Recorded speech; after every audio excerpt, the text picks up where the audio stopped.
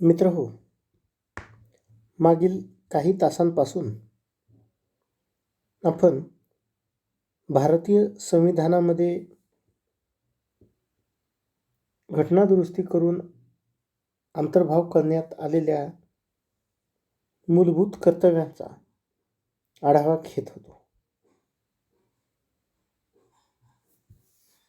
या मूलभूत कर्तव्यांचा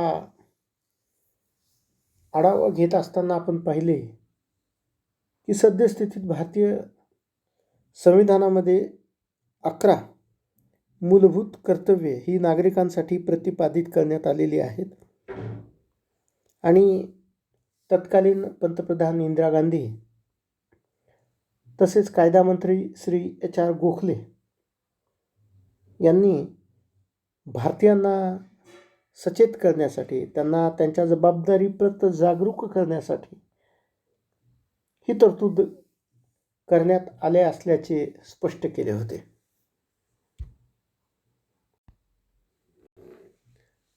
जी गोष्ट घटनाकारांनी आवर्जून टाळली होती, अर्थात मूलभूत कर्तव्यांचा संविधानामध्ये अंतर्भाव करणे, त्याला ऐतिहासिक चुकीची दुरुस्ती असे संबोधण्यात आले. इंदिरा गांधींनी देखील या मूलभूत कर्तव्यांच्या माध्यमातून एक प्रकारे संविधानामध्ये संतुलन निर्माण झाल्याचे स्पष्ट केले होते. घटनाकाराकडून जो संविधानामध्ये अवकाश किंवा पोकळी राहून गेली होती, त्याची पूर्तता या घटनादुरुस्तीने झाल्याचेही त्यांनी स्पष्ट केले होते. असे असले तरीही करण्यात आलेली ही घटनादुरुस्ती टीकेपासून मुक्त नव्हती. यावर फार मोठ्या प्रमाणात टीका ही करण्यात आली. या टीकेचे मुद्दे पुढील प्रमाणे होते. पहिली टीका केली जाते की मूलभूत कर्तव्ये ही न्यायप्रविष्ट नाहीत. म्हणजे मार्गदर्शक तत्वांप्रमाणेच मूलभूत कर्तव्ये देखील न्यायप्रविष्ट नाहीत. अर्थात मूलभूत कर्तव्यांची अंमलबजावणी करून घेणारी किंवा कर्तव्यांचे उल्लंघन होऊ नये किंवा झाल्यास नागरिकांना दंड किंवा शिक्षा देणारी कोणतीही तरतूद ही या भागामध्ये ठेवण्यात आलेली नाही. नागरिकांकडून या कर्तव्यांचे पालन होत नाही म्हणून शासन हे नागरिकांना दंडित देखील करू शकत नाही किंवा त्याच्या पालनासाठी न्यायालयात दाद मागू शकत नाही. अशा वेळी हे नैतिक कर्तव्य संविधानात अंतर्भूत करून नेमके काय साधले, अशी फार मोठी टीका ही केली जाते. दुसरी महत्वाची टीका आहे की यामध्ये आवश्यक कर्तव्यांचाच अभाव आहे. संविधान संशोधन करून जोडण्यात आलेली नागरिकांच्या कर्तव्यांची यादी ही यामुळे अपूर्ण राहिलेली आहे. म्हणजे यात अशी अनेक कर्तव्ये आहेत ज्यांचा अंतर्भाव या यादीत असणे आवश्यक होते. उदाहरणार्थ कर देणे, मतदान करणे, स्वच्छतेप्रत जागरूक राहणे, लष्करी शिक्षण घेणे, सामाजिक जबाबदारीचे भान ठेवून सक्तीची सेवा, या साऱ्या बाबी ही अशी कर्तव्ये आहेत ज्याकडे आजचा सुशिक्षित व समृद्ध नागरिक अगदी सोयीस्करपणे दुर्लक्ष करतो.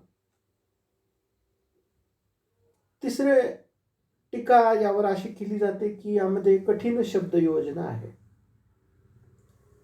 मुळात ही मूलभूत कर्तव्ये ज्या नागरिकांसाठी आहेत त्यांच्यापर्यंत ती पोहोचणेच अवघड आहे. भारतातील अज्ञान व निरक्षरता पाहता नागरिकांना ही मूलभूत कर्तव्ये सोप्या शब्दांमध्ये ज्ञात करून देणे आवश्यक होते.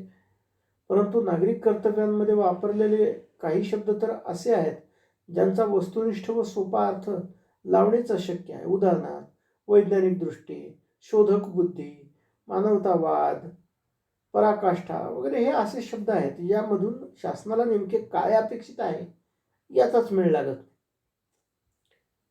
यानंतर एक टीका ही देखील केली जाते की या नागरिकांच्या मूलभूत कर्तव्यांच्या माध्यमातून शासनाचा नागरी जीवनात हस्तक्षेप वाढण्याची शक्यता आहे. म्हणजे नागरिकांसाठी असणाऱ्या मूलभूत कर्तव्यांचा संविधानात अंतर्भाव झाल्याने शासनाची सत्ता वाढलेली आहे.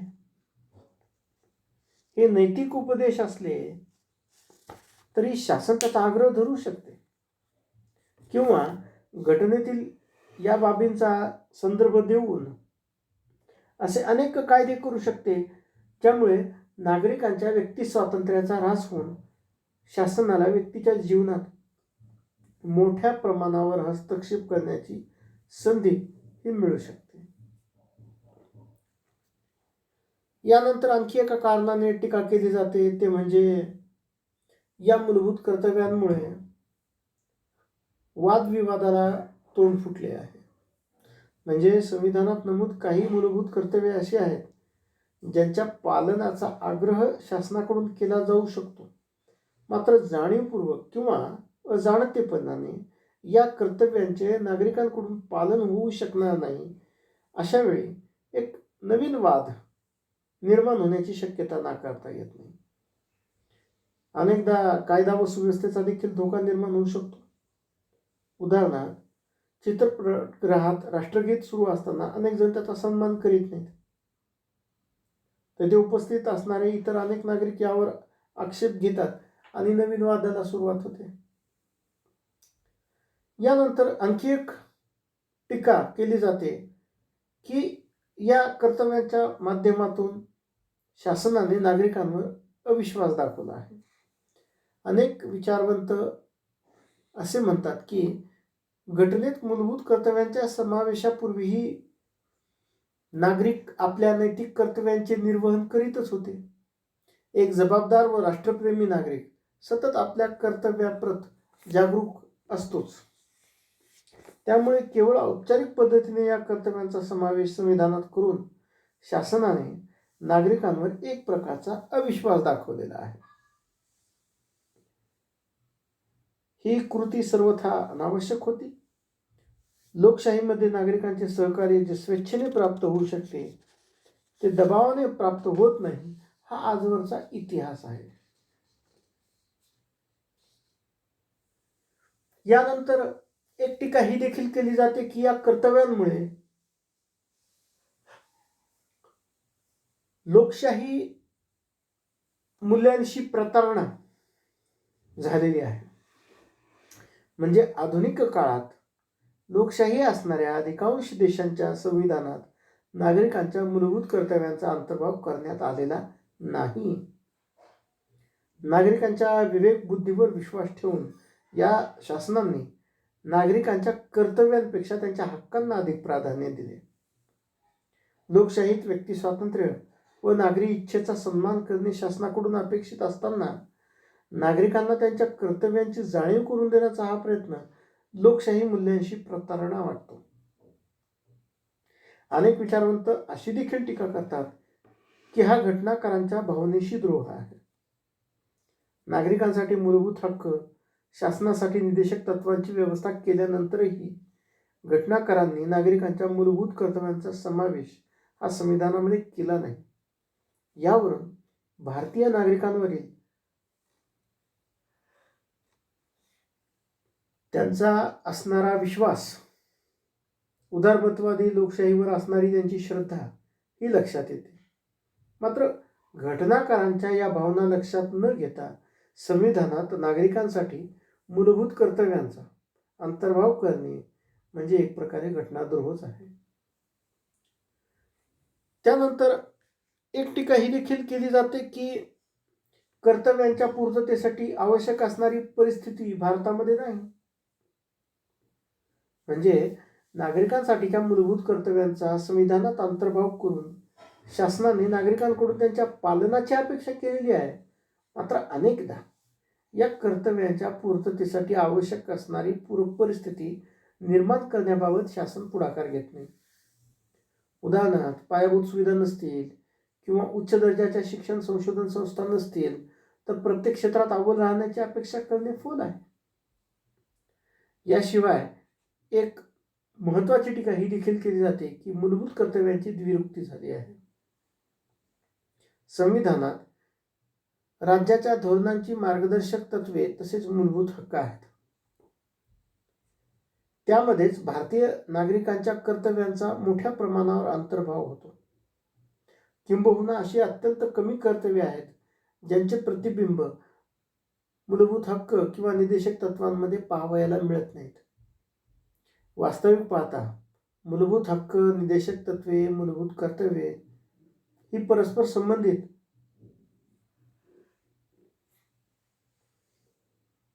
आणि एकाच समग्र रचनेचे भाग आहेत.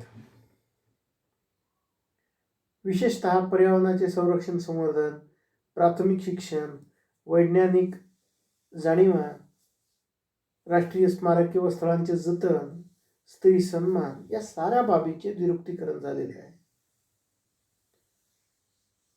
असे असले तरीही एक गोष्ट आपल्याला लक्षात घ्यावी लागेल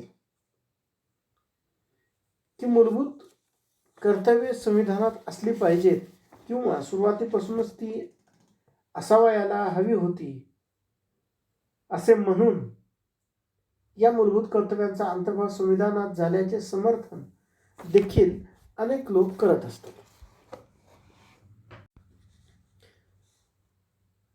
या समर्थनाचा देखील आपण थोडक्यात आढावा घेऊ. मूलभूत कर्तव्यांचे समर्थन करणारे लोक म्हणतात की नागरिकांच्या सदसद विवेक बुद्धीला साथ या मूलभूत कर्तव्यांमुळे देण्यात आलेली आहे. म्हणजे नागरिकांच्या कर्तव्यांना न्यायालयीन आधार नाही आणि म्हणून त्यांचा उपयोग नाही असे म्हणणारे अनेक आहेत. परंतु मुळात नागरिकांना दंडित करणे, त्यांना शिक्षा करणे असा कोणत्याही शासनाचा उद्देश असणार नाही. भारतातही कर्तव्य केवळ यासाठीच संविधानात अंतर्भूत केलेली आहेत की जेणेकरून नागरिकांना त्यांच्या कर्तव्यांची जाणीव असली पाहिजे. कर्तव्यांचे हे नैतिक उपदेश नागरिकांना या बाबींचे स्मरण करून देत राहतील की समाजाप्रती, देशाप्रती त्यांची काही कर्तव्यही आहेत की ज्यांचे पालन करणे आवश्यक आहे. या मूलभूत कर्तव्यांचे समर्थन करणारे अनेक लोक असेही म्हणतात की मूलभूत कर्तव्यांच्या निमित्ताने नागरिकांचा लोकशाही प्रक्रियेमध्ये सहभाग हा वाढतो. म्हणजे मूलभूत हक्कांमुळे शासन नागरिकांच्या कार्यक्षेत्रात अनावश्यक हस्तक्षेप करणार नाही याची हमी मिळाली. मात्र याचा उलट परिणाम असा होऊ शकतो की नागरिकांमध्ये एक प्रकारची उदासीनता व शैथिल्य निर्माण होईल. लोकशाहीची परीक्षा ही देशातील नागरिकांच्या गुणवत्तेवर अवलंबून असते. समर्पित, शिस्तबद्ध, बुद्धिमान, सहभागी, संवेदनशील व सजग नागरिकच देशातील लोकशाही प्रवाही व जिवंत ठेवू शकतात. अशा वेळी कर्तव्यांच्या निमित्ताने लोकशाही राष्ट्रात नागरिकांकडून शासनाच्या काय अपेक्षा असतात किंवा त्यांच्याही काय जबाबदाऱ्या असतात या गोष्टींचा एक प्रकारे उजाळा हा मिळालेला आहे. त्यानंतर मूलभूत कर्तव्यांचे समर्थन करणारे असेही म्हणतात की या कर्तव्यांमुळे शिस्त व बांधिलकीची आवश्यकता एका निमित्ताने प्रतिपादित करण्यात आलेली आहे. भारत मोठ्या लोकसंख्येचा व मर्यादित संसाधनांचा देश आहे.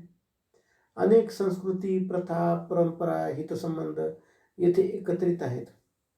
अशा वेळी या नागरिकांमध्ये शिस्त राहण्यासाठी किंवा त्यांची देशाप्रती असणारी बांधिलकी कुठेतरी लिखित स्वरूपात नोंदणीकृत होणे आवश्यक होते.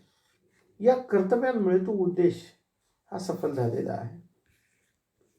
अनेक जण असे देखील म्हणतात की मुळात कर्तव्यांप्रती जो एक सर्वसामान्य दृष्टिकोन आहे तोच मुळात चुकीचा आहे. म्हणजे असा समाज असू शकत नाही जेथे नागरिकांना कर्तव्य नसतात. हक्क आणि कर्तव्य एकाच नाण्याच्या दोन बाजू आहेत. एखाद्याला कर्तव्य असणे म्हणजे दुसऱ्याच्या हक्कांना अंमलात येण्याची संधी देणे होय. लोकशाहीमध्ये नागरिकांना केवळ हक्क असतात आणि जबाबदारी मात्र शासनाकडे असते असा समज हा पूर्णतः चुकीचा आहे. यानंतर मूलभूत कर्तव्यांचे समर्थन करणारे असेही म्हणतात की या मूलभूत कर्तव्यांमुळे न्यायालयांना मोठी मदत झालेली आहे. अनेक प्रकरणांमध्ये निर्णय घेताना किंवा संविधानाचा अर्थ अधिक सुस्पष्ट करून सांगत असताना मूलभूत हक्क तसेच निर्देशक तत्वांप्रमाणेच न्यायालयांना मूलभूत कर्तव्यांचीही मदत होत असते. संविधानामध्ये हे भाग वेगवेगळे असले व त्यांची वेगवेगळी प्रयोजने असली तरी मुळात संविधान समग्रतेने पाहण्याची बाब आहे, असे न्यायालयाने स्पष्ट केले आहे. अंधश्रद्धा, पर्यावरण, कायदा व सुव्यवस्थेच्या अनेक प्रकरणात निकाल देताना न्यायालयांनी नागरिकांच्या मूलभूत कर्तव्यांचा आधार हा घेतलेला आहे. यानंतर मूलभूत कर्तव्यांचे समर्थन करणारे असेही म्हणतात की व्यक्ती व राज्य यांच्यामध्ये या निमित्ताने एक प्रकारचे सत्ता संतुलन हे निर्माण झालेले आहे. नागरिकांना केवळ हक्कांची जाणीव असेल आणि प्रसंगी ते शासनाविरुद्ध आक्रमक पवित्रा घेऊ शकत असतील तर शासनाची स्थिती अनेकदा हतबल व असहाय्य होऊ शकते. भारतीय राजकीय इतिहासात असे अनेक प्रसंग आहेत. मात्र मूलभूत कर्तव्यांच्या अंतर्भावाने व्यक्ती व राज्य यांच्यामध्ये एक प्रकारचे शक्ती संतुलन निर्माण झालेले आहे. शासनाला एखाद्या कायद्याची नितांत आवश्यकता भासत असेल तर शासन त्याला प्रत्यक्षात उतरवण्यासाठीची प्रेरणा व ऊर्जा ही मूलभूत कर्तव्यांमध्ये शोधू शकते. उदाहरणार्थ शिक्षण हक्क कायदा. मित्रहो, भारतीय संविधानामध्ये असणाऱ्या मूलभूत कर्तव्यांना आपण व्यापक दृष्टिकोनातून पाहिले पाहिजे, स्वीकारले पाहिजे. न्यायमूर्ती वर्मा म्हणतात त्याप्रमाणे संविधानात अंतर्भूत असणारी मूलभूत कर्तव्य म्हणजे केवळ पारंपरिक भारतीय जीवन पद्धतीचे संहितीकरण आहेत. भारतीय परंपरा, मिथके, धर्म तसेच व्यवहारांमध्ये नेहमी कर्तव्यांवर भर असतो. त्याचेच प्रतिबिंब हे कुठेतरी या मूलभूत कर्तव्यांमध्ये आपल्याला दिसून येते.